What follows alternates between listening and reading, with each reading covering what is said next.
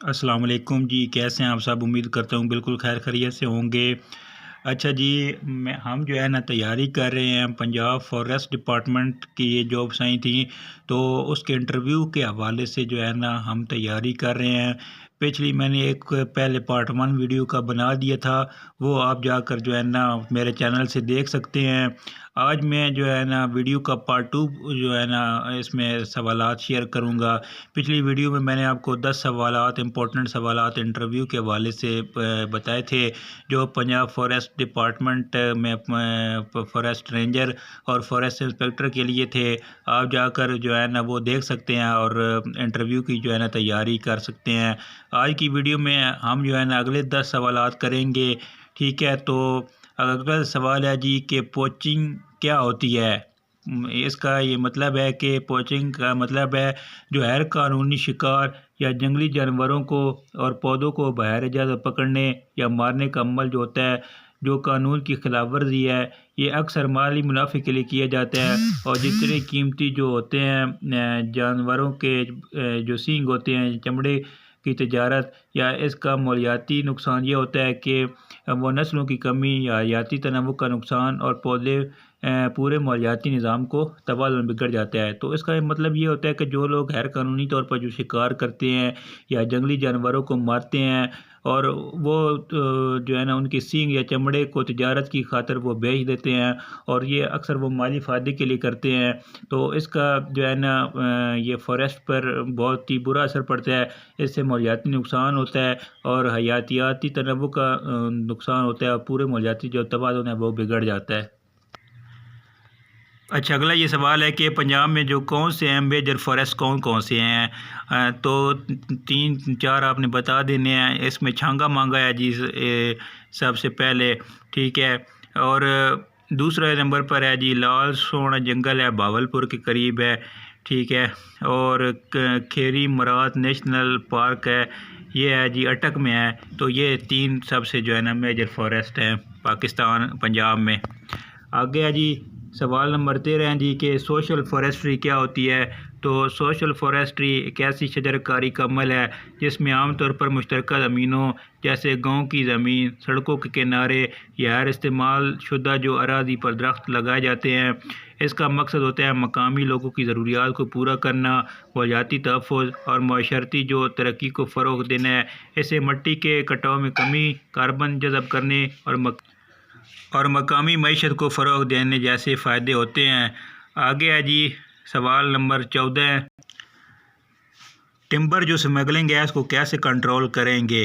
तो इसको कंट्रोल करने के लिए चंद अहम इक़दामात ज़रूरी हैं, जैसे कि चेक पोस्ट और शनाख्ती निशानों का निज़ाम नाफिज करना, दस्तावेज़ात और ट्रैकिंग का शफाफ निज़ाम बनाना, मकामी कम्यूनिटी को शामिल करना और बदउनवानी के ख़िलाफ़ सख्त सज़ा का निज़ाम रख कर स्मगलिंग की जो रोकथाम होती है वो की जा सकती है। अच्छा जी, अगला सवाल है, सवाल नंबर 15 है कि पंजाब जो फॉरेस्ट एक्ट है उसके बारे में क्या जानते हैं? तो ये एक्ट 1927 में नाफिज हुआ था।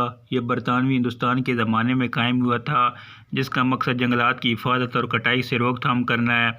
और अभी ये डिपार्टमेंट इस एक्ट के तौर पर काम कर रहा है। वक्त के साथ साथ कुछ तरमीम और सूबाई कवानीन शामिल किए गए, लेकिन बुनियादी ढांचा वही है।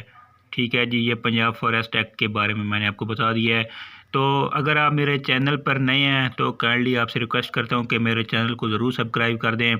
मैं आपको जो है ना अभी मैंने पिछली वीडियो भी बनाई थी इसी फॉरेस्ट रेंजर और फॉरेस्ट इंस्पेक्टर के इंटरव्यू के हवाले से।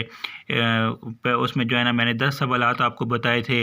अभी इस वीडियो में मैं आपको जो है ना 10 सवालात और दे रहा हूँ, तो ये आपने जो है ना तैयार करने हैं। तो इंशाल्लाह ताला जो है ना आपका जो इंटरव्यू है वो बिल्कुल पास हो जाएगा और आप जो है ना अच्छे तरीके से तैयारी कर सकेंगे, ठीक है? तो अगला सवाल है कि अगर कोई गैर कानूनी जो है वो दरख्तों की कटाई करे तो आप क्या एक्शन लेंगे? तो जी, अगर कोई गैर कानूनी तौर पर दरख्तों की कटाई करे तो फॉरेस्ट डिपार्टमेंट के पास कानूनी इख्तियारात हैं। वो मुलज़मान के ख़िलाफ़ मुकदमा दर्ज कर सकते हैं, जुर्माने आयद कर सकते हैं या फिर कैद की सज़ा भी दी जा सकती है। इसके अलावा दरख्तों की बहाली के इक़दामात भी करते हैं ताकि माहौल को जो है ना वो बेहतर बनाया जा सके। आगे है जी कि अगर पॉलिटिकल प्रेशर आए तो आप क्या करेंगे। तो ये वाकई जो है ना एक संजीदा मसला है। तो अगर सियासी दबाव हो तो फिर भी कानूनी तरीक़ाकार पर कायम रहना ज़रूरी है। डिपार्टमेंट को चाहिए कि वह अपने काम के रिकॉर्ड, शवाहिद और कानूनी दस्तावेज़ात को महफूज रखे। अगर कोई दबाव डालने की कोशिश करे तो आला हुकाम, अदलिया या नायब जैसे इदारों से रुजू किया जा सकता है ताकि शफाफियत बरकरार रहे। आगे है जी सवाल नंबर 18 है कि आप करप्शन को कैसे हैंडल करेंगे। करप्शन को हैंडल करने के लिए सबसे पहले जो है ना शफाफ तहकीकात और एक मजबूत एहतसाब का निज़ाम ज़रूरी है। तमाम माली लेन देन का रिकॉर्ड रखा जाए ताकि जो है ना आज़ाद तहकीकाती इदारों को भी जो है ना इसमें शामिल किया जाए। और अगर कोई बदउनवानी पकड़ी जाए तो सख्त सज़ा दी जाए। और इसके साथ साथ अवामी आगाही और इदारों में शफाफियत को फ़रोग़ देना भी एक अहम है। ठीक है, तो इसका जवाब आपने इस तरीके से देना है। आगे सवाल नंबर 19 है जी। अच्छा जी, सवाल नंबर 19 ये है कि अगर स्टाफ जो है वो तामुन ना करे तो आप क्या करेंगे। तो अगर स्टाफ तामुन ना करे तो अंदरूनी तौर पर उनकी शिकायत या मसाइल को समझना जो है ना वो ज़रूरी है। अगर मसला बरकरार रहे तो आला हुकाम को रिपोर्ट करूँगा। अगर ज़रूरत हो तो एक सरकारी इंक्वायरी या डिसिप्लिनरी कार्रवाई का रास्ता भी अपनाया जा सकता है। शफाफियत और एहतसाब को बरकरार रखना एक अहम काम है। ठीक है जी। आगे है सवाल नंबर 20। अगर अवाम प्रोटेस्ट करे फॉरेस्ट ऑपरेशन के ख़िलाफ़ तो आप क्या करेंगे।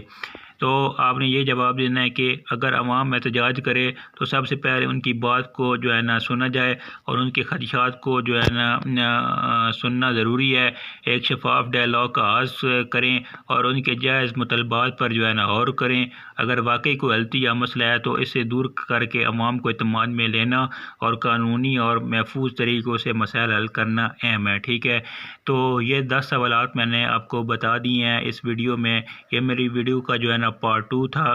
तो अगले जो है ना अगले पार्ट में पार्ट 3 में आपको जो है ना 10 सवालात और बताऊंगा। ज़्यादा आप पर जो है ना मैं बोझ नहीं बनाना चाहता क्योंकि 10 सवालात जो है ना 10 सवालात करके तैयारी अच्छी हो सकती है। तो 10 सवालात हम करेंगे और इंशाल्लाह जो है ना आपको एक अच्छी जो है ना मैं क्वेश्चन दे दूँगा ताकि आपकी जो है ना एक बेहतरीन तैयारी हो सके। कम से कम जो है ना 200 जो है ना मैं आपको सवालात दूंगा इंटरव्यू के हवाले से। तो आप जो है ना अच्छी तरीके से तैयारी कर सकेंगे और अपना जो इंटरव्यू है वो पास कर सकेंगे। तो उम्मीद है आपको ये वीडियो अच्छी लगी होगी। बाकी अगर चैनल पर नए हैं तो मेरे चैनल को काइंडली जो है ना सब्सक्राइब कर दें। अगली वीडियो में मिलते हैं जी। बहुत शुक्रिया, अपना बहुत ज़्यादा ख्याल रखिएगा। अल्लाह हाफ़िज़।